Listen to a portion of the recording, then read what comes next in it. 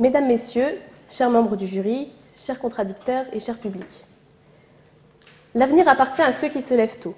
C'est une expression française très connue que l'on doit à Henri Gauthier-Villard, qui est un journaliste français du début du XIXe siècle.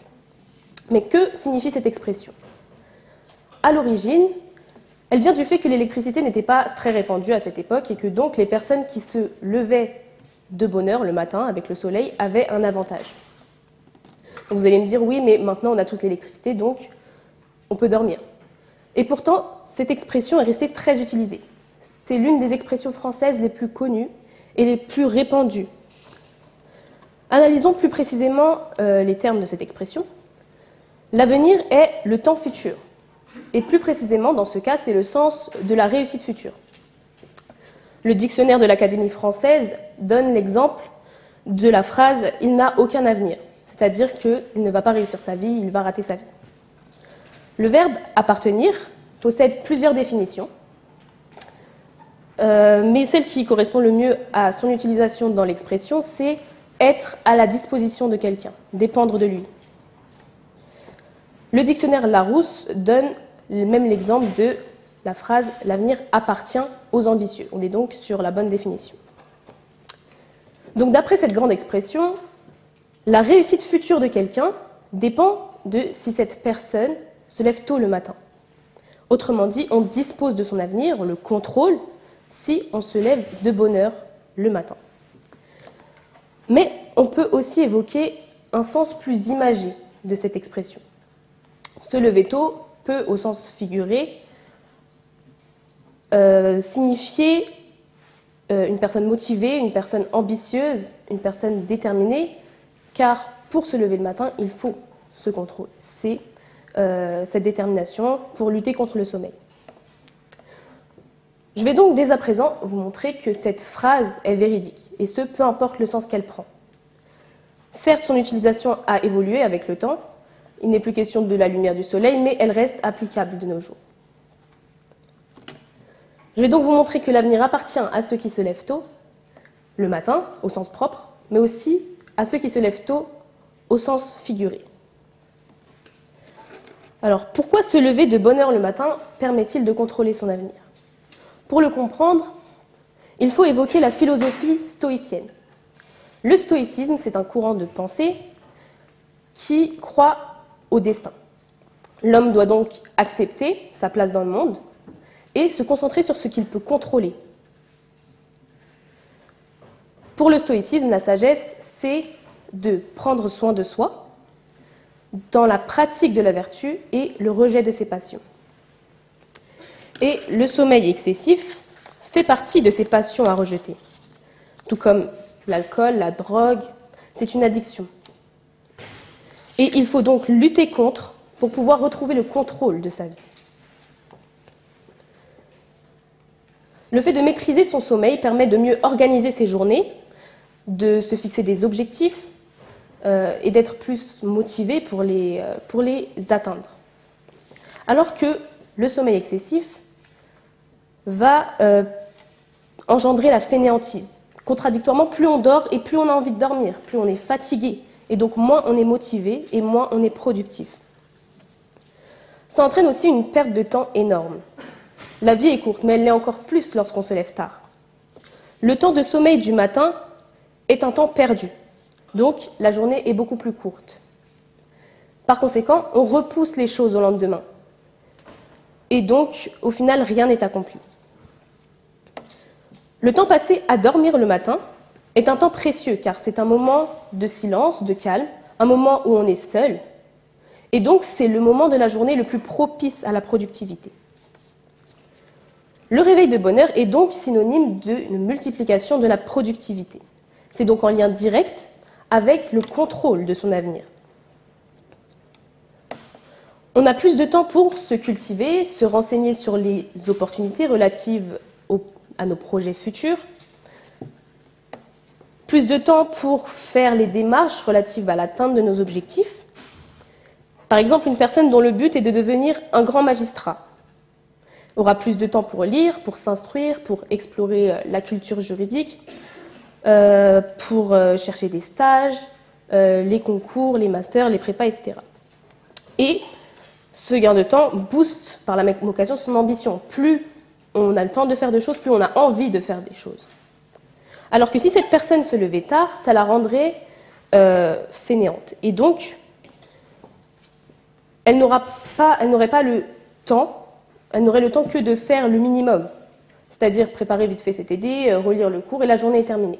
Car la journée est constituée déjà de beaucoup d'éléments, comme faire les courses, les tâches ménagères, l'école, le travail, etc. D'où l'intérêt de gagner du temps le matin. C'est de cette manière que le temps ne nous échappe plus. Certes, on ne peut pas contrôler le temps, mais on peut s'y adapter de la manière la plus efficace possible. Et c'est comme ça qu'on a un contrôle sur le déroulement de notre vie et sur notre avenir. Maintenant, parlons du sens plus imagé de cette expression. On peut voir le terme « se lever tôt » comme une image pour parler de quelqu'un de motivé, de quelqu'un d'ambitieux, de courageux, qui anticipe et qui a le contrôle. Car pour se lever tôt, il faut avoir ce contrôle, cette détermination. Ce n'est pas facile de résister au sommeil. Il est donc possible d'utiliser ce terme dans ce sens. Par exemple, on peut dire « s'il me veut, il faudra se lever tôt », ce qui signifie « s'il me veut, il faudra de la détermination, de la motivation, de la patience ». L'avenir appartient à ceux qui se lèvent tôt peut donc aussi vouloir dire que les personnes ambitieuses, les personnes motivées et les personnes bosseuses disposent de leur avenir. Ils ont la main mise sur leur futur. C'est donc tout aussi vrai car seules les personnes ayant ces qualités sont aptes à contrôler leur avenir et à en disposer. Seules les personnes ayant de l'ambition, qui ne se contentent pas du minimum, qui font toujours tout pour atteindre leurs objectifs, malgré les obstacles, ont réellement un contrôle sur leur vie et sur leur avenir. Les autres n'ont aucun contrôle, leur avenir est incertain. Il leur échappe. Ils n'ont aucune ambition particulière, ils vivent au jour le jour, sans anticiper. Ils n'ont donc aucun moyen de contrôle. Et cela n'est pas valable seulement pour la réussite professionnelle, mais aussi pour toutes les formes de réussite future possibles, qu'elles soient familiales, intellectuelles, spirituelles, artistiques. Par exemple,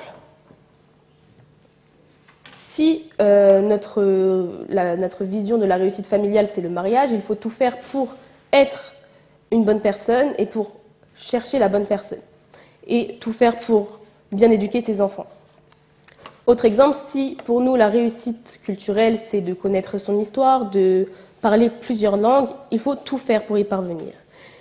Et cela n'est possible qu'avec de l'ambition, de la motivation et de la détermination.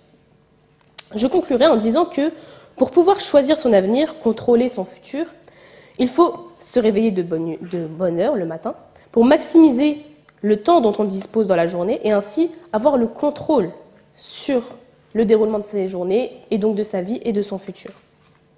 Mais il faut aussi se lever tôt dans un sens plus imagé et donc être ambitieux, être motivé, déterminé, avoir un contrôle pour pouvoir atteindre ses objectifs de vie. Merci. Bonjour à tous, chers jurys, chers publics, chères contradictrices. Nous nous retrouvons aujourd'hui afin d'argumenter à propos de la thèse suivante. Avons-nous tous des préjugés? Veuillez m'excuser.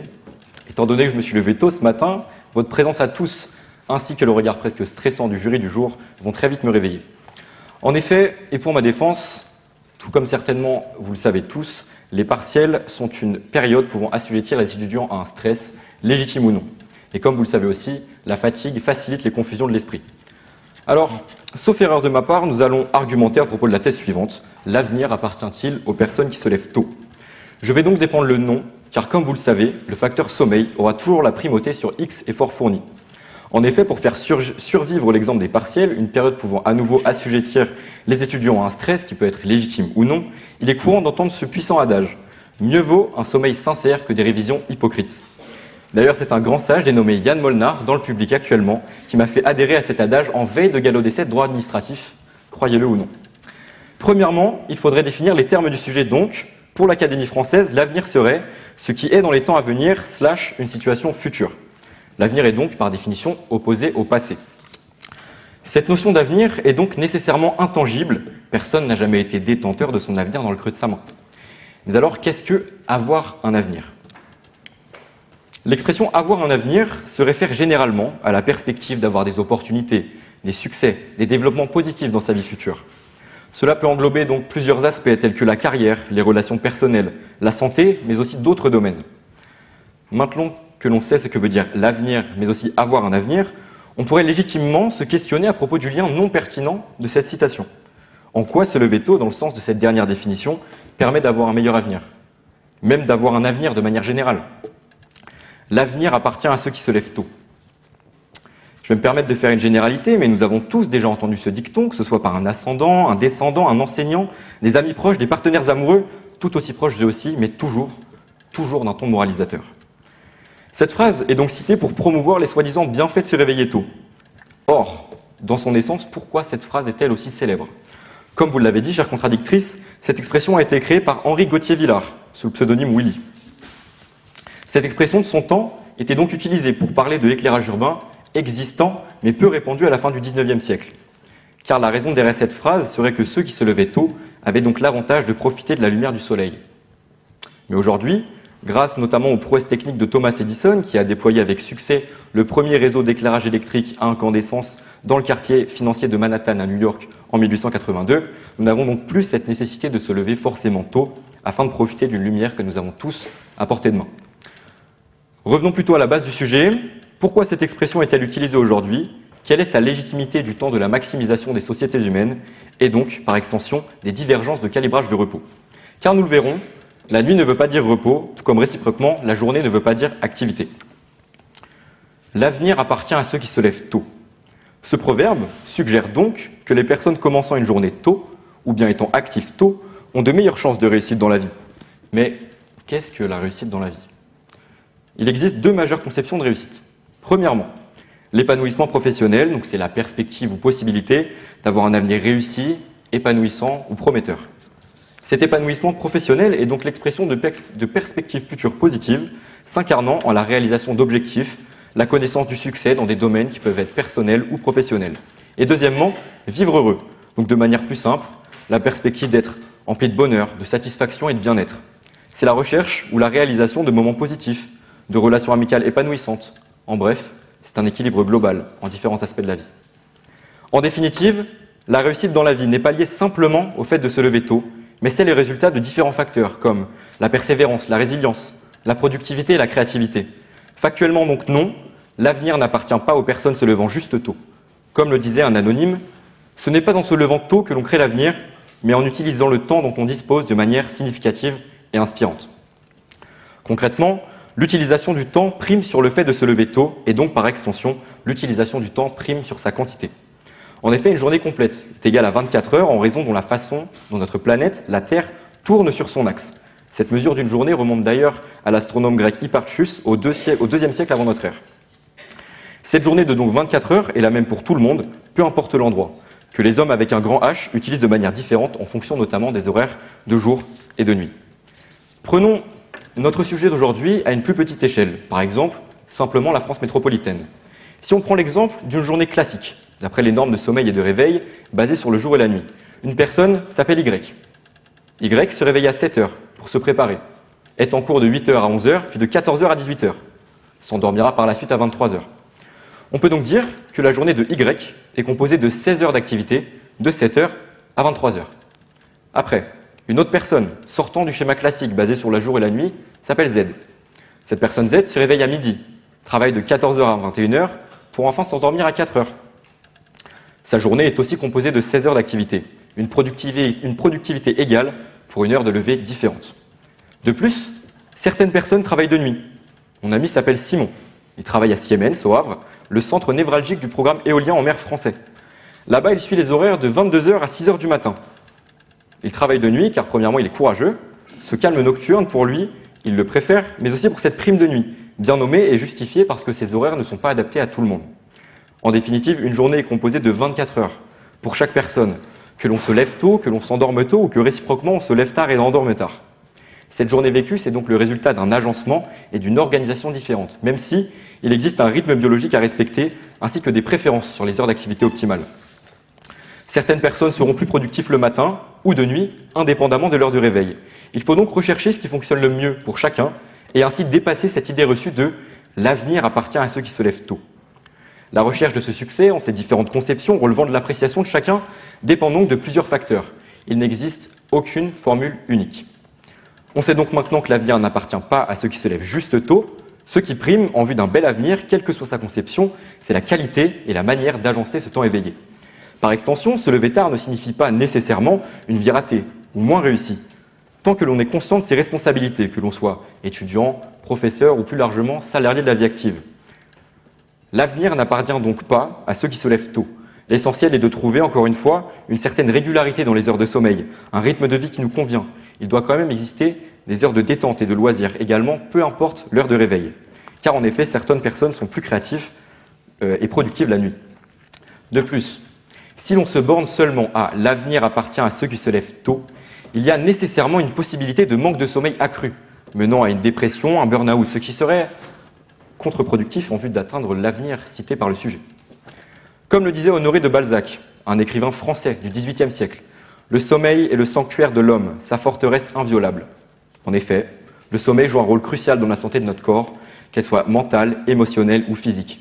Car la plupart des adultes ont besoin de 7 à 9 heures de sommeil, même s'il existe des études explorant et prouvant les bienfaits d'un sommeil prolongé dépassant les standards recommandés.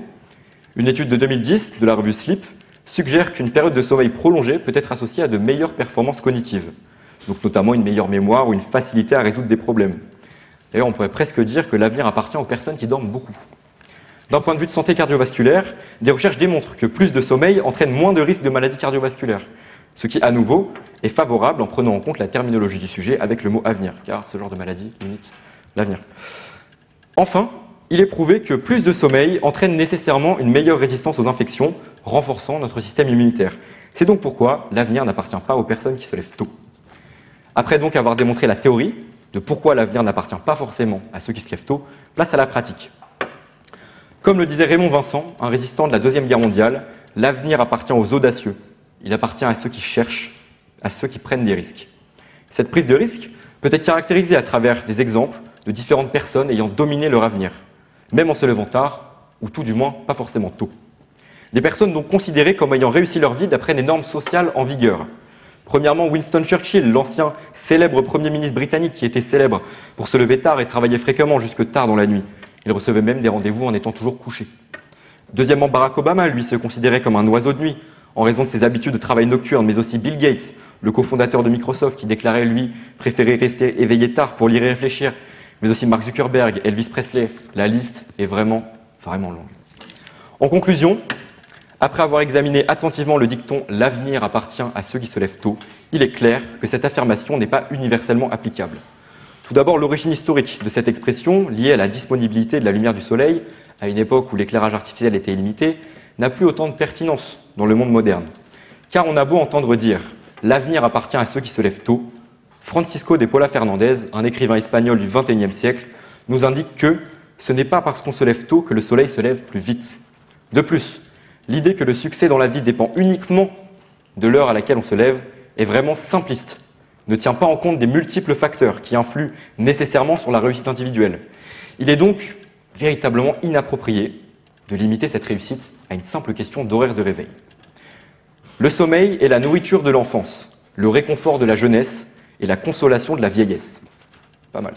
Cette citation de John Milton, un poète anglais du XVIIe siècle, démontre bien l'importance du sommeil à travers tous les âges, mais aussi et réciproquement les risques en cas de carence de sommeil. C'est une vraie question, que ferait un enfant sans sa nourriture? Le sommeil est donc d'importance première, surpassant le fait de se lever tôt. Ainsi, l'avenir n'appartient pas exclusivement à ceux qui se lèvent tôt, mais à ceux qui savent utiliser leur temps de manière significative et inspirante, tout en ayant des heures de sommeil récurrentes. Donc non, l'avenir n'appartient pas à ceux qui se lèvent tôt. Je vous remercie. Déjà, merci pour cette plaidoirie. Excusez-moi. Alors, vous nous avez parlé du fait que ce qui compte n'est pas le fait de se lever tôt, mais c'est le nombre d'heures dont on dispose dans la journée qui est important. Donc, vous avez parlé d'une journée de 7h à 23h et une journée de midi à 4h. Et vous avez dit que ça revenait au même parce qu'il y avait le même temps d'heure.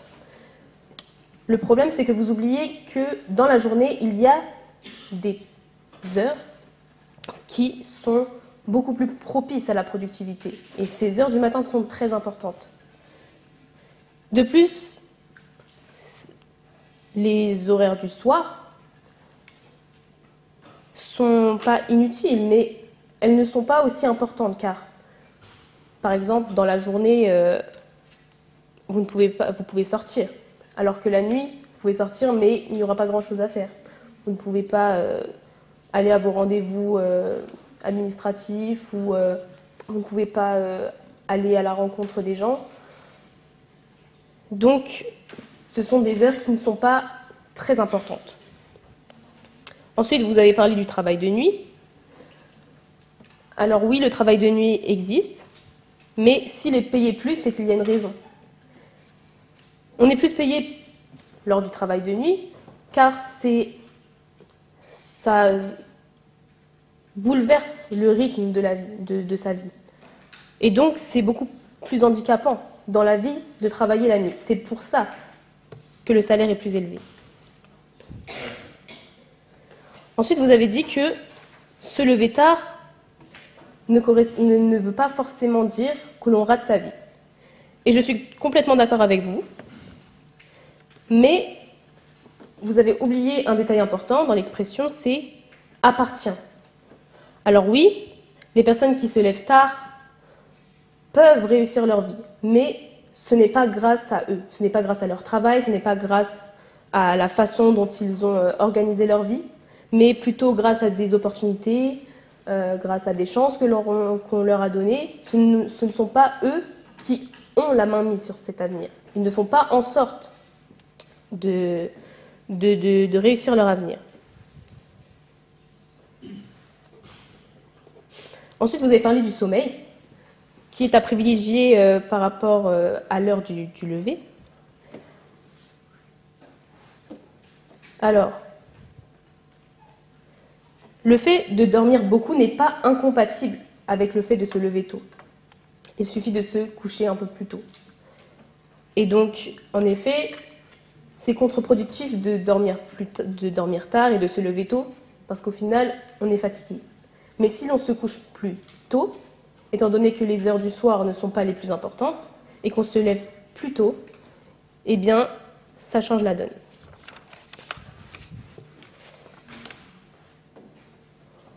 Ensuite, vous avez dit que se lever tôt n'a pas de lien avec l'avenir, mais que c'est plutôt l'ambition qui a un lien. Et justement, se lever tôt et l'ambition, comme je l'ai démontré dans ma plaidoirie, eh bien, ces deux choses ont un lien. Car comme je l'ai expliqué, se lever tôt, c'est être ambitieux, c'est être déterminé. Plus on se lève tôt, plus on a le temps de faire des choses, plus on a le temps d'organiser des projets, et donc plus on a d'ambition. Et en effet, les ambitieux contrôlent leur avenir.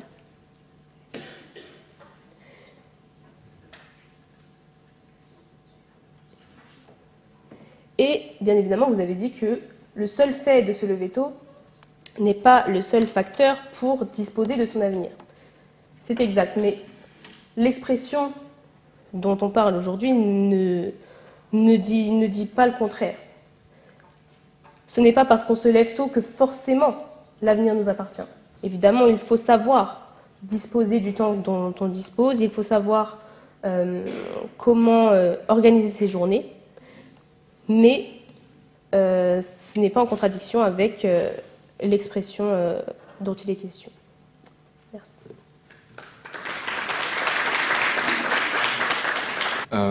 Merci, très chère contradictrice, même si je dois avouer que je ne suis pas vraiment d'accord avec vous. Alors premièrement, vous avez dit que se lever tôt, c'était un moyen de se motiver, c'était un moyen de montrer que l'on est véritablement ambitieux, sauf qu'on peut très bien être motivé en se levant tard, car comme je l'ai dit, une journée c'est 24 heures. On peut se réveiller très bien plus tard en ayant plus de motivation d'une personne se levant plus tôt. Ce qui est vraiment important, c'est la motivation et non pas l'heure de réveil.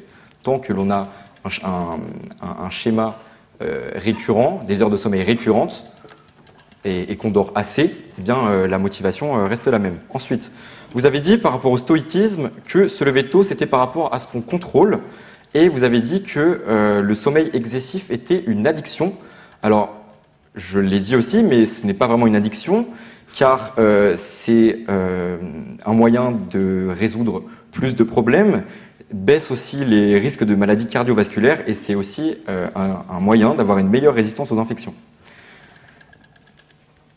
Vous avez aussi dit que se lever tôt, c'était un moyen d'être plus productif, mais on peut très bien être plus productif de nuit. Il faut vraiment dépasser cette idée de l'avenir appartient à ceux qui se lèvent tôt. Enfin, vous avez dit que se rendre tard rend fainéant, mais j'aurais bien aimé que vous alliez dire à mon ami Simon, dans ce cas-là, qui fait 22h, 6h du matin, que se réveiller tard le rend fainéant. Bah, très bien, dans ce cas-là, allez lui dire ça en face pendant qu'il travaille de nuit, sauf que pendant ce temps-là, vous serez en train de dormir comme nous tous dans cet amphi. Enfin, vous avez dit que se lever tôt donnait l'image de motivation, mais que tout est une question d'équilibre de vie, tant qu'on a des heures de sommeil réguliers.